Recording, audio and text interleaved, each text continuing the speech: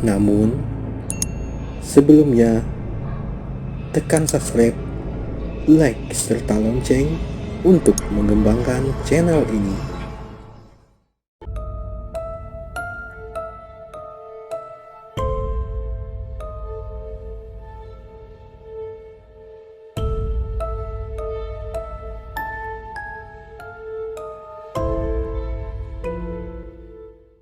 Halo, selamat datang kembali di channel gua dan masih bersama gua Afrio Purnama.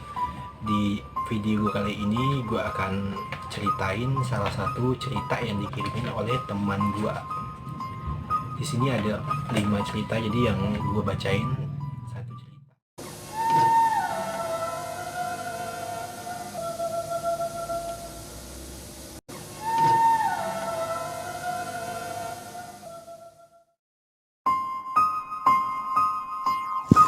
Hai, perkenalkan, saya Hesti. Dan Hesti itu bukan nama asli saya. Nama saya sengaja saya samarkan untuk menutupi sumber dari cerita ini, karena ini bersangkutan dengan keluarga saya.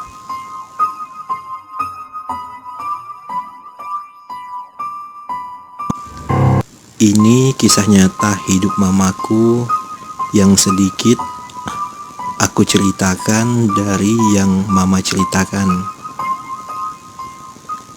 Awal cerita,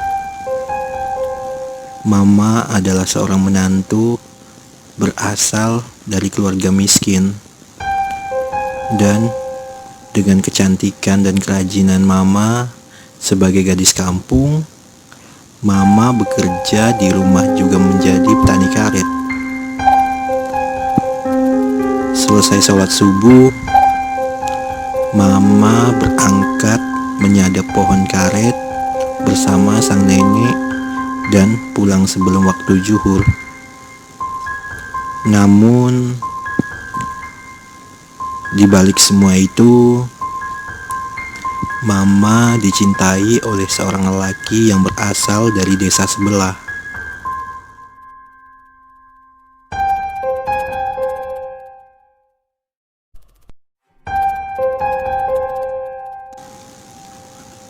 Laki-laki itu anak tunggal dari keluarga kaya di desa itu dan beribu tiri. Karena saat itu keadaan mama yang miskin dan yatim, mama memilih untuk tidak menerima laki-laki itu. Sebelumnya, mama tinggal bertiga bersama ibu dan adik mama, karena ayah mama meninggal saat adik mama berusia 2 tahun. Mama sebenarnya mau menerima laki-laki itu, laki-laki yang berasal dari keluarga kaya itu, karena laki-laki itu mempunyai sifat yang ramah dan suka menolong sesama.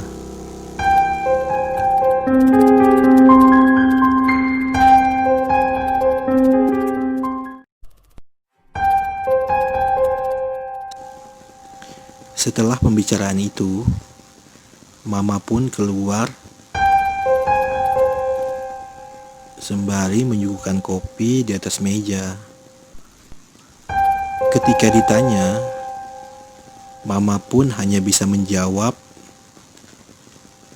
kalau bapak dan istri juga anak bapak ikhlas menerima keadaan saya, juga keluarga saya. Insya Allah saya terima. Di sini mama hanya bisa menjaga perasaan mereka, sementara nenek hanya tersenyum serta menganggukkan kepala. Dan laki-laki itu pun tersenyum serta mengucapkan alhamdulillah.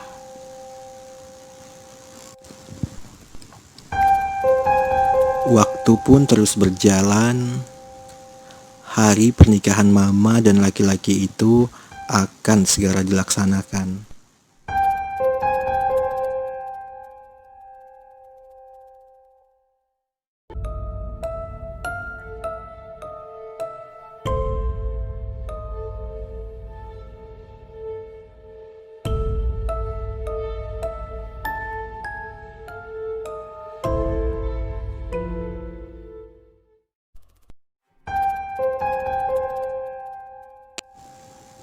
Laki-laki itu kerap kali mendatangi rumah mama hanya untuk silaturahmi.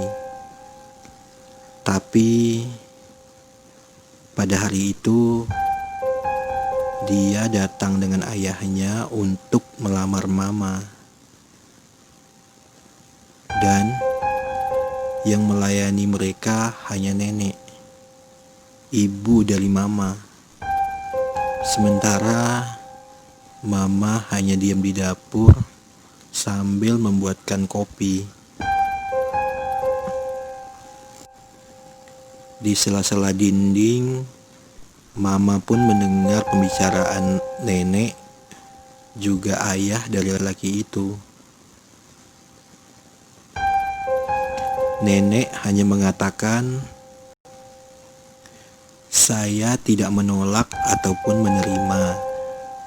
Mohon dilihat, inilah keadaan kami. Selanjutnya, saya serahkan kepada anak saya yang menerima atau tidak, karena dia yang punya badan. Saya sebagai ibu hanya bisa mendukung dia, mana yang terbaik untuk dia."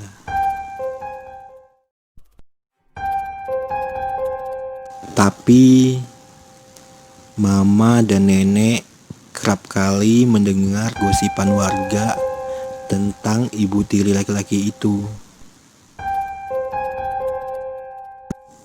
Ibu itu tidak menyetujui anak tirinya menikah dengan gadis dari keluarga miskin. Tapi mama dan nenek tidak menghiraukan gosip itu. Hari H pernikahan pun tiba. Di acara pernikahan, terlihat wajah ibu itu tidak bahagia. Tapi mama dan nenek hanya diam saja. Setelah pernikahan selesai, mama pun tinggal di rumah mertuanya. Sementara nenek pindah ke kampung tempat saudara yang lumayan jauh.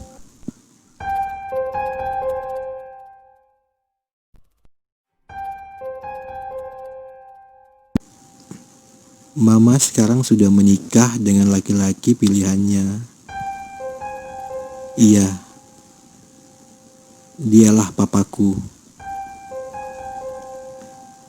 Sebulan kemudian, papa pergi ke kota untuk tes kerja di salah satu perusahaan sawit, dan papa pun diterima oleh perusahaan itu. Papa tinggal di kota, sedangkan mama tidak ikut bersama dikarenakan sedang hamil muda. Karena medan begitu tidak memungkinkan, terpaksa mama tinggal bersama mertua mama.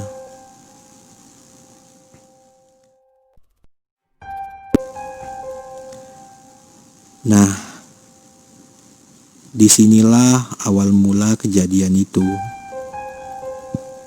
Semenjak papa pergi kerja, sikap mertua mama tiba-tiba keluar sifat aslinya. Setiap sholat subuh, mama dilarang sholat sebelum semua pekerjaan rumah selesai. Bahkan, mama pernah dilemparin dengan gelas kaca sehingga mengenai pelipis mata mama dan menyebabkan lebam juga berdarah. Tapi mama tidak membencinya, karena mama berharap agar suatu saat mertuanya sadar akan kezolimannya. Setiap hari mama dicaci dan dimaki, bahkan kata-kata binatang pun keluar dari mulut mertuanya mama.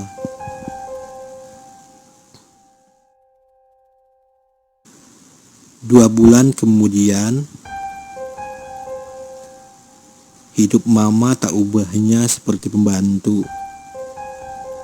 Sedangkan mertua laki-lakinya tidak bisa berkutik sama sekali. Beliau hanya tunduk dan takut pada istrinya itu.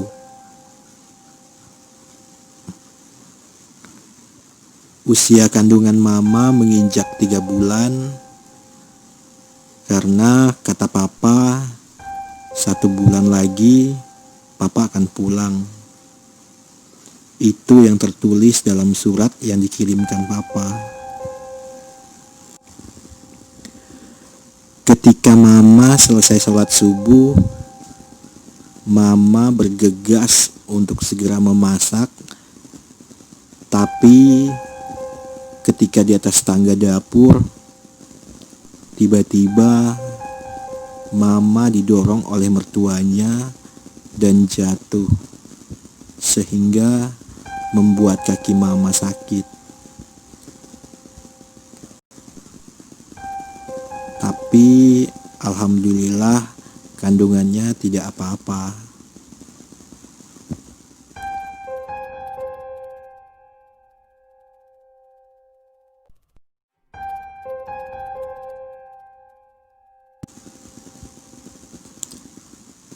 Pas ketika masuk waktu zuhur, mama selesai sholat, tiba-tiba pintu kamar mama dibuka oleh mertuanya.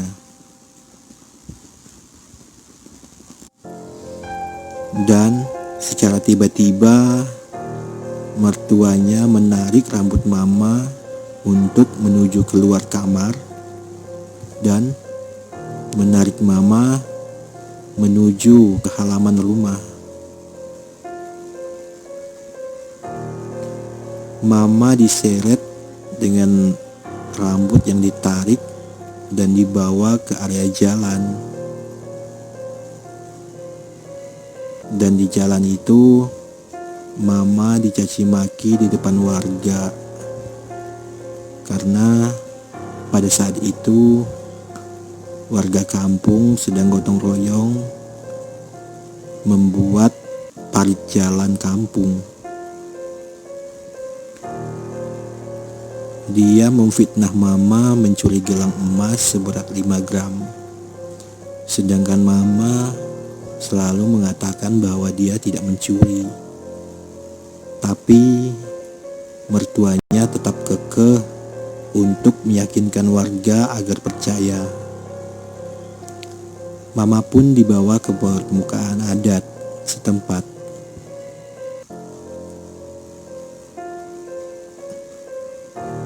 Ketika di pemuka adat setempat, setiap ditanya, mama selalu mengatakan, "Sumpah demi Allah, saya tidak mencuri."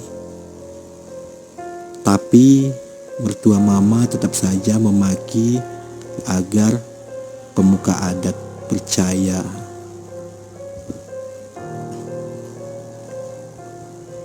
Untuk meyakinkan warga, pada saat malam hari, mertua mama membuat siasat untuk menjatuhkan mama. Mertuanya membentak agar mama secepatnya berangkat belanja untuk membeli gula. Ketika mama pergi, mertuanya beraksi memasuki kamar mama dan meletakkan gelang emasnya di bawah kasur mama. Ketika mama pulang, mama melihat bayangan orang keluar dari kamar mama dan mama pun curiga.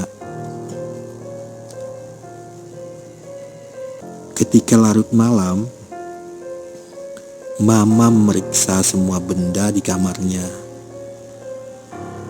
Akhirnya, Mama menemukan gelang itu dan diam-diam meletakkannya di dalam kantong tas mertuanya.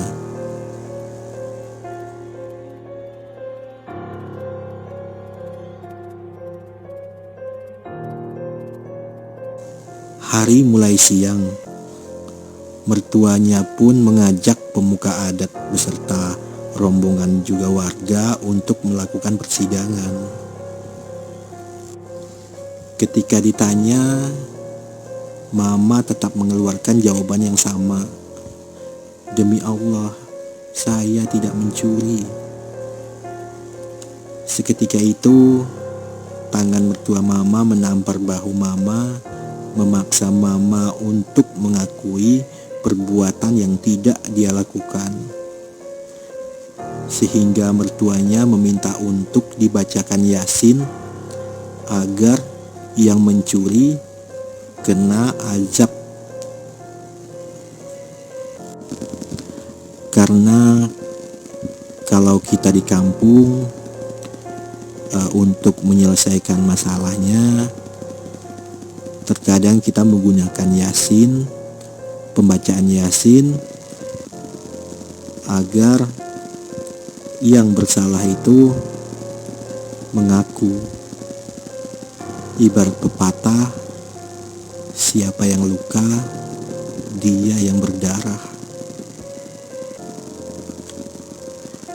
Pemuka adat beserta warga pun membacakan Yasin. Yasin ini dibacakan selama 3 malam berturut-turut dan dengan ritual tertentu. Mama hanya bisa pasrah, sedangkan mertuanya pada saat malam ketiga tiba-tiba mertuanya sakit. Dan dalam keadaan sakit itu pun mertuanya pun tetap kekeh untuk meminta dibacakan Yasin agar pencuri itu bisa terkena oleh azabnya.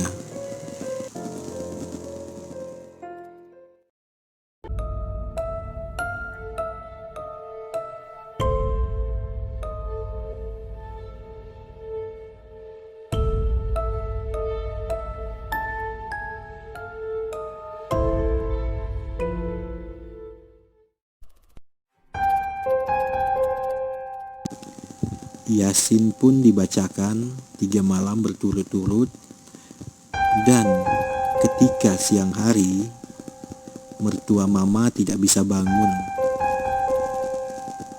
dan bibirnya tidak bisa berucap.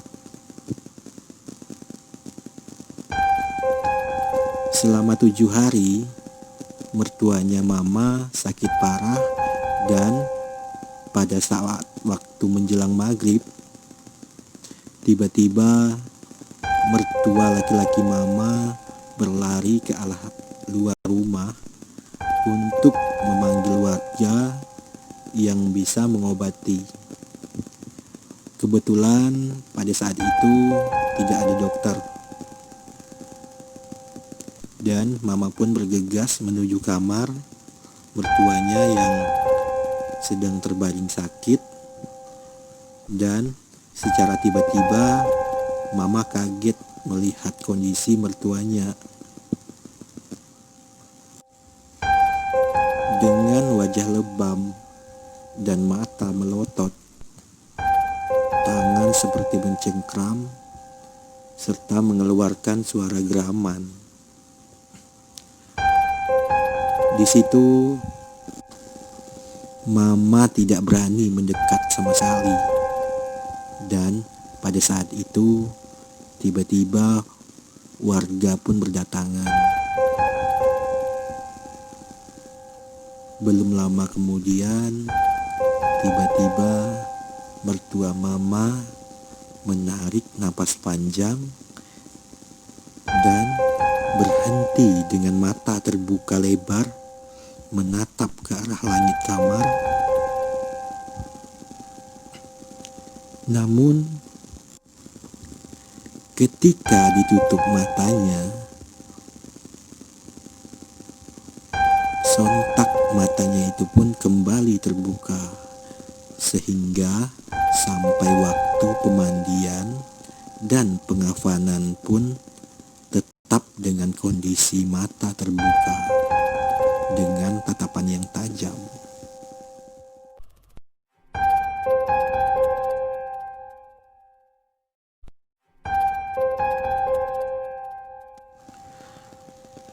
Proses pemakaman jenazah akan dilaksanakan dan jenazah pun diangkat ke tempat pemandian. Tapi ketika jenazah diangkat, kasur tempat jenazah itu dipenuhi dengan belatung, dan pada saat pemandian jenazah tersebut, ketika air pertama dimandikan, tiba-tiba dari badan jenazah mengeluarkan asap, dan warga yang memandikannya pun kaget. Hal itu terjadi beberapa kali. Sempat sang pemandi jenazah itu melihat ke arah mata yang masih melotot. Beliau melihat dari mata itu berkedip-kedip selama 2 kali.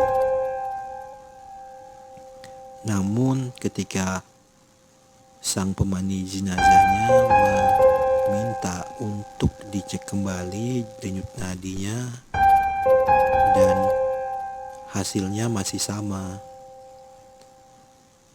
Mertua mama telah meninggal.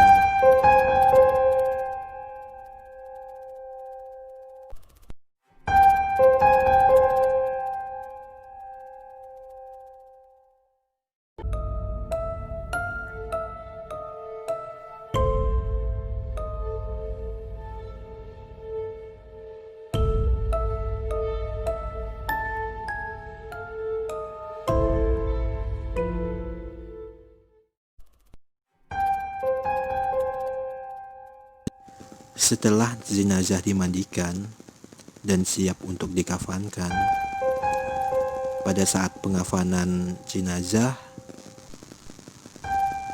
dengan kondisi mayat yang masih terbuka matanya dan melotot karena tidak bisa ditutup, akhirnya sang pengafan mayat langsung menutupnya dengan kapas. Dan pada saat itu mayat pun telah dibungkus dengan kafan dan siap diantarkan ke liang lahat.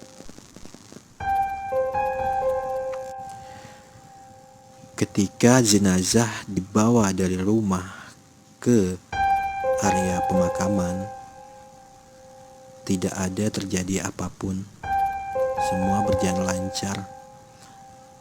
Namun ketika keranda diletakkan dan dibuka, ketika warga yang mengangkat jenazah tersebut, tiba-tiba hal yang ada terjadi kembali, yaitu di bawah mayat terdapat tumpukan-tumpukan belatung yang sangat menjijikan. Nah, mayat pun dimasukkan ke dalam liang lahat, dan pada saat itu proses pemakaman berjalan lancar sehingga warga pun pulang.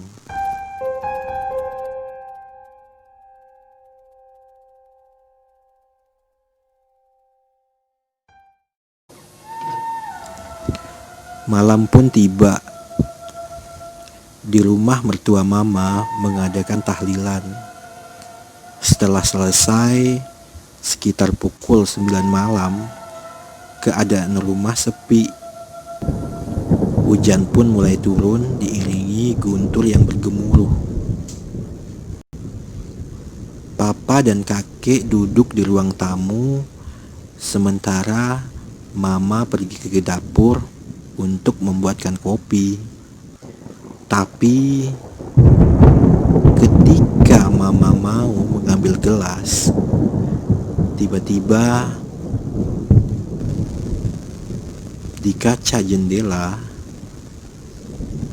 dari arah kejauhan, Mama melihat perempuan berbaju putih berjalan sempoyongan di area halaman rumah, tepatnya di bawah pohon mangga. Pada saat itu, Mama tidak berpikir macam-macam ketika melihat sosok yang ada di luar itu.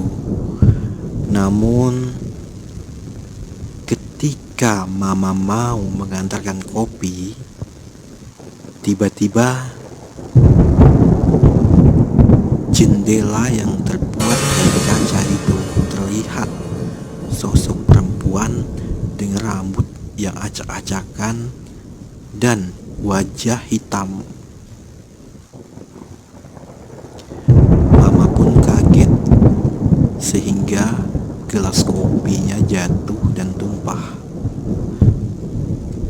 Mama bergegas berlari ke ruang tamu. Namun ketika Mama berlari dari arah kamar mandi, terlihatlah sosok pocong yang meloncat ke arah Mama dengan wajah hancur. Pocong itu menghampiri Mama. Mama pun seketika pingsan.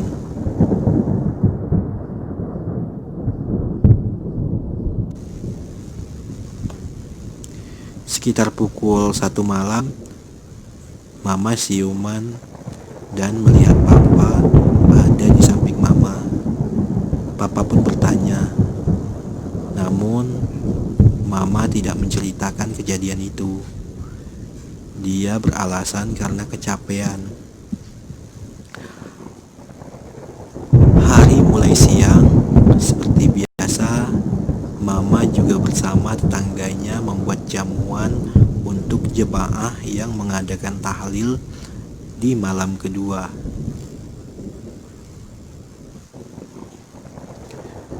Ketika sore, Papa, kakek, juga warga yang ikut pergi ke makam mertuanya untuk ziarah. Ziarah pun dilakukan dan malam kedua pun diadakan tahlilan. Sekitar pukul 12 malam, sedikit pun Mama tidak bisa memejamkan mata karena ingat kejadian semalam. Sementara Papa sudah tertidur lelap. Malam itu, di tengah kesunyian, terdengar suara ketukan pintu. Mama pun bangun karena Mama mendengar suara batuk kakek. Mama pun memastikan itu kakek, dan Mama pun membuka pintu. Tapi ketika dibuka, ternyata yang di luar sosok pocong dengan wajah berdarah. Mama pun berteriak, dan seketika Papa pun bangun. Lagi-lagi malam itu Papa bertanya, dan Mama sedikit pun tidak menceritakan kejadian yang dialami selama 2 malam berturut-turut setelah mertuanya meninggal itu. Di sini Mama berusaha untuk menutupinya.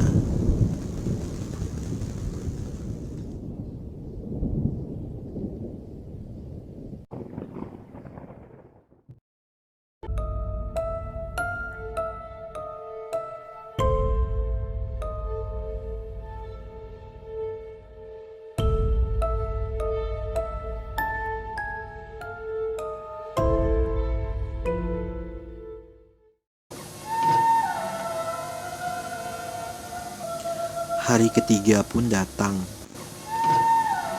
di mana pada hari ini adalah hari yang sakral bagi Mama, karena bertepatan pada hari Kamis datang ke malam Jumat. Sore itu, setelah Papa dan Kakek sholat asar, Papa dan Kakek juga tetangga pergi ke makam untuk ziarah dan membacakan tahlil di kuburan mertua Mama. Namun, ketika sampai di makam, mereka semua kaget dengan kondisi makam yang acak-acakan seperti dilobangi pakai tangan. Bahkan, nisan yang terbuat dari kayu hilang satu. Peristiwa ini terdengar oleh warga dan menggegerkan Mama juga ibu-ibu yang sedang memasak di rumah kediaman Mama. Makam itu pun diperbaiki dan dibacakan tahlil. Sekitar pukul 7 malam, tahlilan di rumah pun selesai. Suara gemuruh guntur yang menggelegar membuat para tamu bergegas pulang, dan yang tertinggal hanya Pak RT setempat. Angin dan guntur saling berkolaborasi dan meniup pintu yang terbuat dari kayu itu. Papa beranjak dan pergi menutupi pintu. Dan ketika Papa keluar teras untuk melihat area kampung luar, Papa melihat sosok hitam berdiri di pertengahan jalan pagar rumah. Papa pun masuk dan mengunci pintu. Papa dan Mama masuk ke kamar, sedangkan kakek saat itu sudah duluan masuk kamar. Belum lama terdengar suara salah satu warga yang memanggil dari arah luar rumah. Papa pun bergegas turun dan membukakan pintu. Ternyata itu teman Papa yang meminta tolong mengambil obat ke kampung sebelah karena anaknya sakit parah dan satu-satunya yang punya kendaraan hanya Papa. Ya, karena jiwa Papa tidak bisa menolak, akhirnya Papa pun mengantarkan temannya itu, sementara Mama tinggal bersama kakek.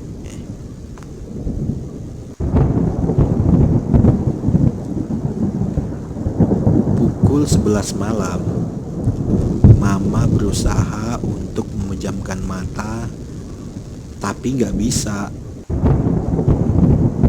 Kakek sudah lama tidur dengan posisi kamar lumayan jauh karena rumah lumayan luas.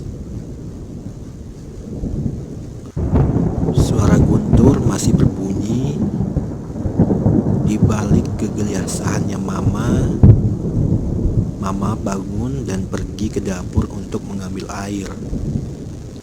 Tapi dari arah menuju dapur, Mama mendengar seperti suara piring dengan air yang lagi dicuci. Mama pun mengira itu kakek. Ketika Mama melangkah ke area dapur, sontak Mama melihat piring melayang seperti dipegang, dan tiba-tiba di pojok pintu dapur terlihat pojok besar yang mengambang turun naik di sudut dinding dapur. Mama pun bergegas masuk ke kamar. Mama terdiam.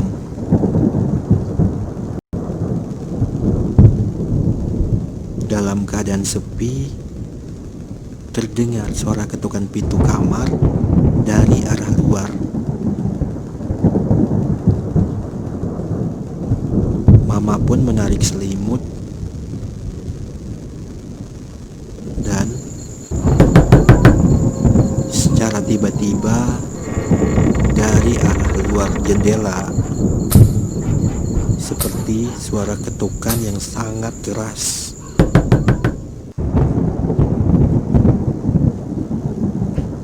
Mama pun tidak bergeming sama sekali karena situasi yang Mama alami pada saat di dapur itu membuat Mama takut dan menarik selimutnya serta menutupi seluruh badannya.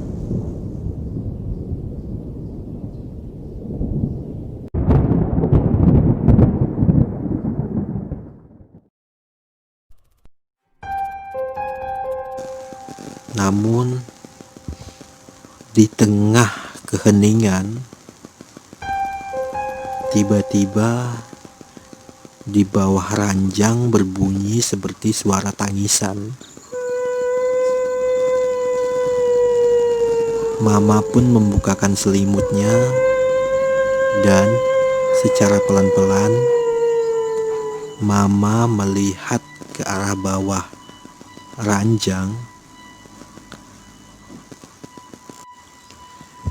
Di situ Mama tidak melihat apapun. Mama pun kembali berbaring dan menghadap ke arah kanan. Tapi dari arah kanan, Mama merasa pada bagian belakang Mama kembali terdengar suara bisikan.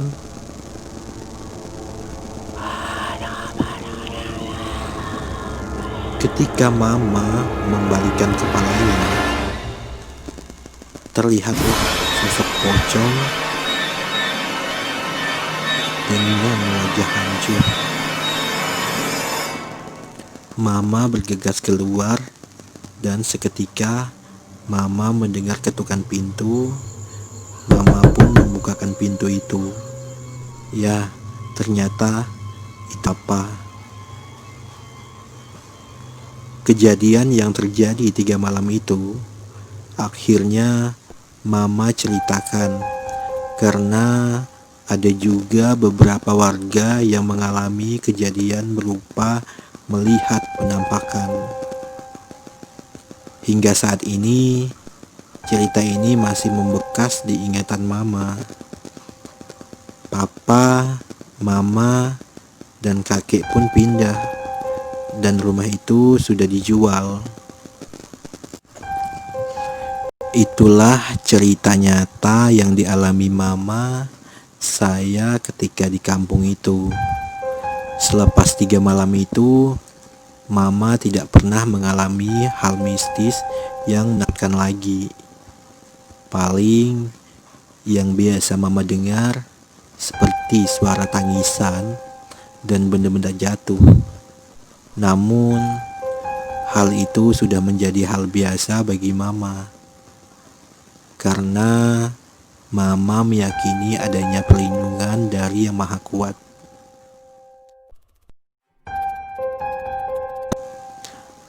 Akhirnya setelah 40 hari rumah itu dijual dan Mama, Papa, juga kakek pindah ke kampung sekarang. Nah, inilah pengalaman nyata Mama yang saya angkat melalui channel Afrio Purnama TV. Semoga bagi yang mendengar bisa mengambil hikmah di balik kejadian yang Mama alami. Pada intinya, tidak ada kekuatan yang lebih kuat selain kekuatan Allah Subhanahu wa Ta'ala. Dan janganlah berbuat zolim dengan sesama, karena pedih yang mereka rasakan itu tidak sepedih apa dampak dari perbuatan kita. Terima kasih buat semuanya. Jangan lupa dukung channel ini ya, biar berkembang.